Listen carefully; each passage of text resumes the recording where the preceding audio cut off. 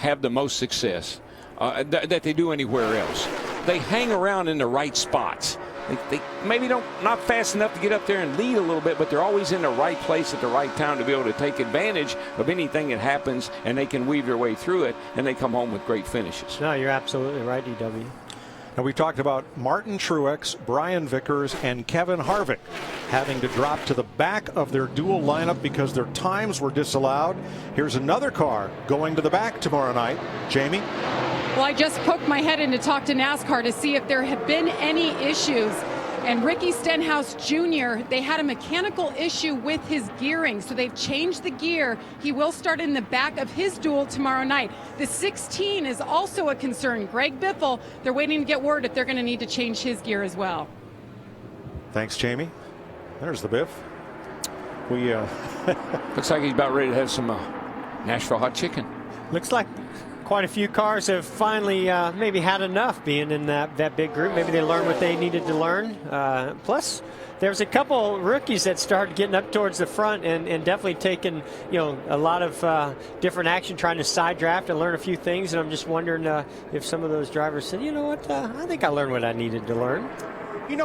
We had a meeting with NASCAR, and they almost treat this like 2 race weekends. From the time we get here until after the Gatorade duels, that's like 1 race weekend. You have to stay with the same engine, transmission, and gear. Now, after the duel races, as long as it's in there before final practice on Saturday, they will let you change the engine and the transmission and the gear. Obviously, they're having to change the gear before the duels. That's why they will have to go to the rear field. Only for the duel, though, not the Daytona 500. Thanks, Larry. Michael Annett drafting along with Matt DiBenedetto, who's already locked himself into the 500. Michael McDowell, top of the speed chart.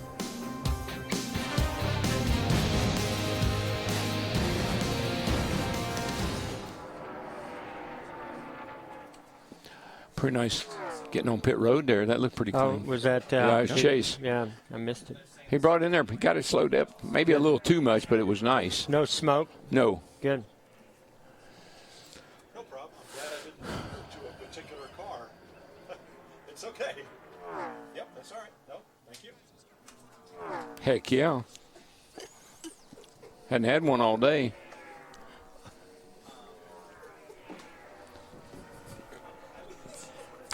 Hey, we're close to Disneyland, you know.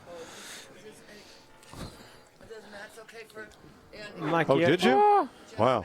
Oh, how long did it take you to get Mike, over do you here? have any direction on this? No, I think we're just talking.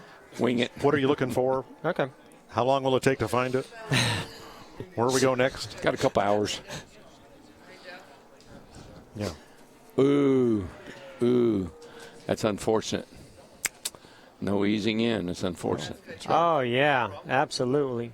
We were battling it out with the PPG booth right across from us. It was a competition of casino night at PPG or come see Jeff Gordon. Ah. Thank you. That's our best side. Yeah.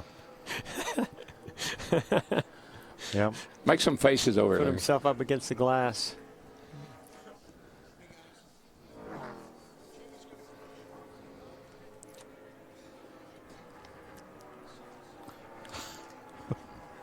Okay. Okay. It's RFR. We know that. Practice. Obviously, we need practice. We don't need no sticking practice.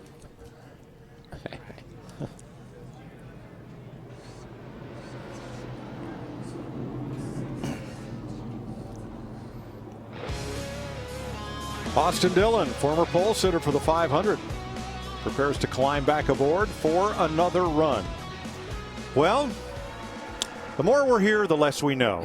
We came up to the booth saying, a couple of the guys in the back will go out. You know, the open cars will run together. A few guys will make single car runs. There aren't going to be any big packs. There's not going to be any big draft. And what happens? First thing, Joey Logano leads everybody out into a big 18-car draft. And who's smack in the middle of it? our pole sitter, Chase Elliott. Well, I think we knew that being a rookie, being new to Daytona in the Cup car, that he wanted to get out there and mix it up. They really want to be able to put that car in a position like they're going to be more than likely in the duel, but certainly on Sunday in the 500 to just get a really good feel, get him some laps. Obviously, a very fast race car, and I'm really happy that they did that because I think they need to do that. They can't be gun shy at this point. They need to get out there and do everything you need to do to try to win this race and not. You always get some deep frown lines when you see a big knot of cars like that in practice. Yeah, Why? well, it's risk reward. You got to do it. Now we say it every year we come down here. You've got to get out there and see what your car feels like in the traffic. But I think two things are going on. Two drivers I think are really probably Chase Elliott and Brian Vickers. They're probably telling Chase, well, this is the way Jeff liked it. And they're probably telling Vickers, well, this is the way Tony liked it. And there's probably some other crew chiefs who are saying, this is the way we ran it last year. So you kind of got to filter through all that. And is this what this driver needs for the conditions this year? Comfort or speed? Which is more important? Speed is certainly important.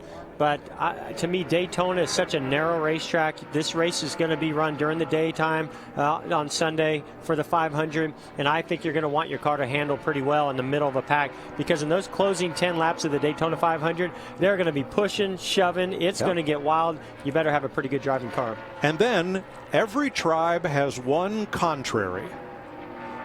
Mr. Lonely. Hello, Lonely. I'm Mr. Lonely.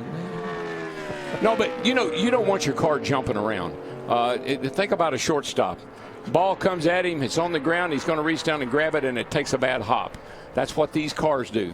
You got everything under control, you're feeling pretty good, and it takes a bad hop. And it's going to hit something. Well, Saturday night was not Mr. Lonely for Jimmie Johnson.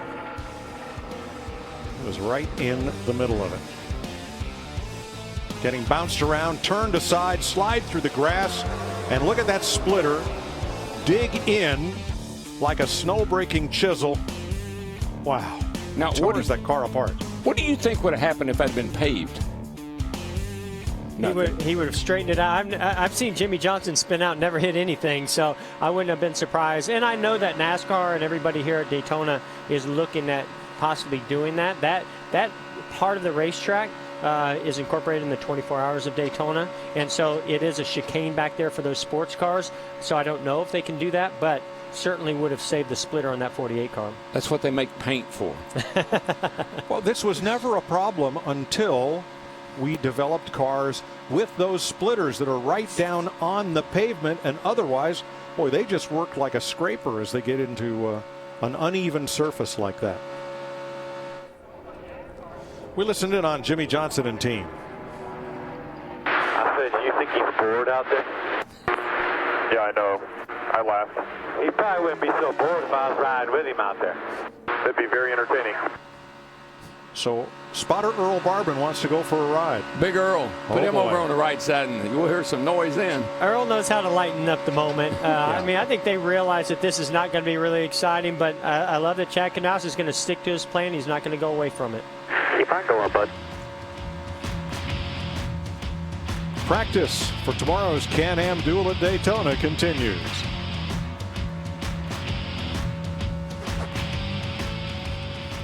Speedo. Anybody got a Speedo?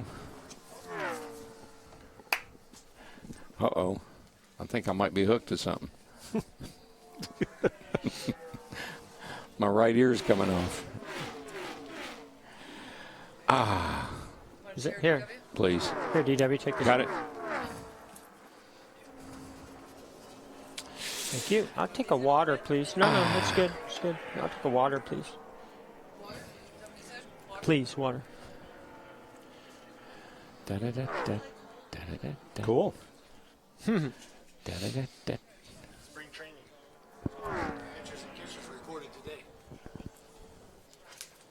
I thought you did a pretty good job coming to the line, but I did not see you slide. NASCAR, thanks for getting used to with this dash deal. It's too hard to hold the light. It's just way too jumpy right there with whatever setting that is. Is that Denny Hamlin's old car from last year? It might be, but that hat's about to come up. Oh, they got You all seeing their that, speed. Barry? That There, hatch? Toby. come up? Tell them about our roof hatch. They got all their speed records from Mike from Yeah, they did. AWR, didn't they? Get out of here.